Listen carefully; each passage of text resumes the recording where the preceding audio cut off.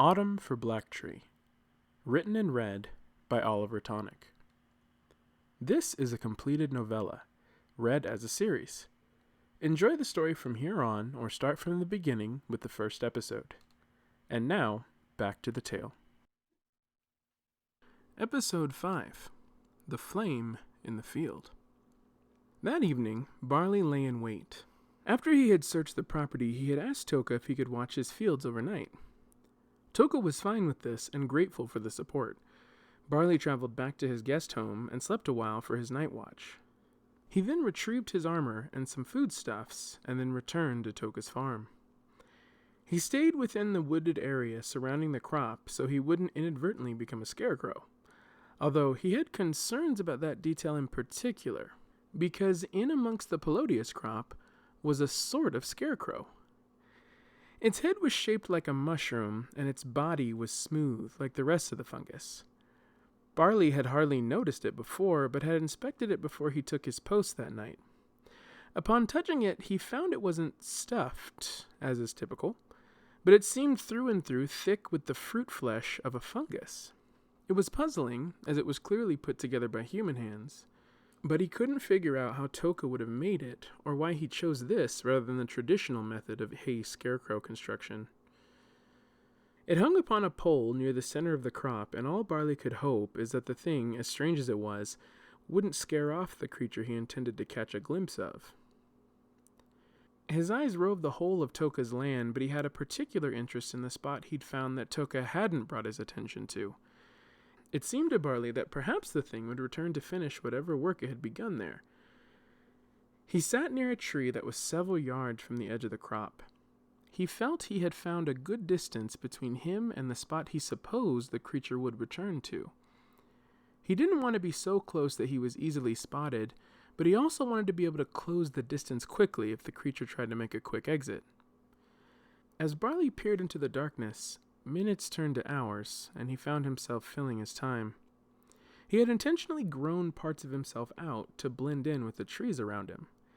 He had leaves crowning his head through his helmet and branches wrapping around the tree trunk behind him. As the hours went by, the night became less and less noticeable. As Barley watched by the light of the moon, he finally saw movement. It was some kind of shadow in the trees. The size of it was hard to make out, but it was not far from the suspect crop damage. Barley pulled himself slowly and carefully from the trunk of the tree. He didn't want to snap his vines to alert the creature. He pulled out his shears and cut a few of his thicker branches protruding from the sides of his back that he had a hard time deadening. He moved in a bit closer, staying close to the ground behind the trees. It was dark enough he couldn't tell how the thing was moving or how large it was. He watched as an appendage from the creature slowly crept across the trunk of the tree. At that moment, a burst of warm light flashed from behind Barley, accompanied by the sound of yelling and cries. The light wasn't enough to illuminate the shadow, but just enough to get Barley's attention. He whipped around and saw the light coming over the trees. It was the unmistakable light of a fire. He turned back to look in the direction of the shadow, but it appeared to have receded. Frustrated, he turned back around, stood up, and took off in the direction of the light. He ran for some time through the trees until he came to a clearing where the trees stopped and crops of a new farm began. In the distance, he saw a fire, a field with a blazing fence of fire through it that was continuing to grow. The crop that created the distance between him and the commotion looked like a sort of rye, and Barley quickly found a path through it and ran as quickly as he could. He found himself coming upon a scene bathed in orange light. There were soldiers to the side of the field of crop with horses and a carriage who were looking on, with a few of the men in the field itself. They appeared to be among the burning crop, waving spears and swords at the fire. As he drew closer, he realized it was the royal carriage and the king was inside watching his men. Next to him in his royal garrison was a large empty cage that was open and appeared to be awaiting a capture. Barley made his way to the king and his men and reached a soldier who was stationed next to his horse, which he was holding by the reins. He had hardly noticed his approach when Barley quickly asked the soldier if he could borrow his steed. Startled, the soldier stammered as he let go of his grip, and Barley climbed atop the horse. "Thank you," Barley said as he gave the horse a kick and was off. As he rode toward the commotion, he heard the king faintly calling after him. The blaze began near where the king and his garrison stood and was making its way through a crop of rye, but quickly curved into the crop of pelodius shrooms next to it. Barley ran the horse right next to the fire, following its edge so as to reach the creature at the end. He could feel the beast beneath him growing nervous as its eyes widened with the reflection of the flames flickering in them. Whatever was creating the flames was fast, and he was hardly able to catch up to it at a full gallop. The fire was in a clear line and followed a path, but it was expanding. The path of flames directly behind the creature was narrow, but it gradually widened the farther back it became from its source. He could hear cries from the soldiers, who seemed to be mostly on the right of the path of flames, walking amongst the pelodius shrooms. Many were also on horses, attempting to ride ahead of the creature and cut it off. The beast of fire stopped quickly in its tracks for a moment, and Barley couldn't quite see what was happening. Then, in a swift motion, the creature leapt into the air in an act of blazing fury, and finally, Barley could get a sense of the shape of it, if only for a moment. The thing was quadrupedal.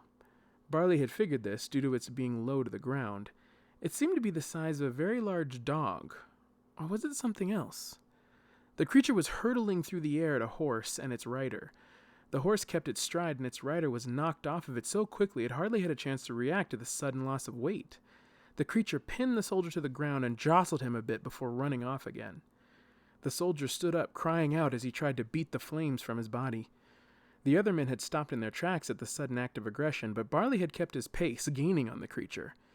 He was finally close enough to see it in the crop as it ran. He had been wrong. It wasn't a dog. It was actually a large cat. It appeared to be some sort of panther or leopard. Its flaming muscles rippled as it ran through the mushrooms, and its burning claws tore into the soft dirt.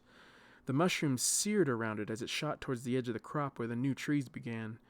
It was no use. No matter how fast he rode, the flaming cat was faster. It leapt into the trees and into the darkness. The glow of the fire grew faint until it was extinguished. Barley reached the woodland edge and gazed between the trees from atop the horse, but there was nothing he could see. The crop, still on fire behind him, cast dancing shadows on the trees before him. The sound of clomping of the horse's gallop echoed against the trunks of the trees from where Barley had previously hastily emerged. He had rode past the soldiers, back across the crop to reach the woodlands back on the other side. He got off the horse and smacked it, sending it back in the direction of its owner.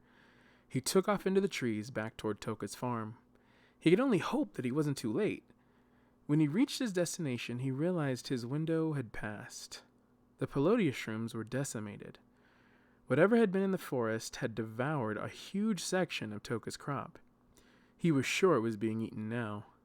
He studied the partially masticated leftovers in the moonlight and could clearly see what looked like a saliva coating. He touched it to be sure. It was slimy and colored, but he was unable to tell how in the limited light. It was cloudy and not translucent. Something about all of this was off. Hey guys, it's Oliver. Thank you so much for listening. Give me a like if you enjoyed, and subscribe if you haven't already. I'll have weekly episodes up until all 18 parts of the story are fully released, so stay tuned.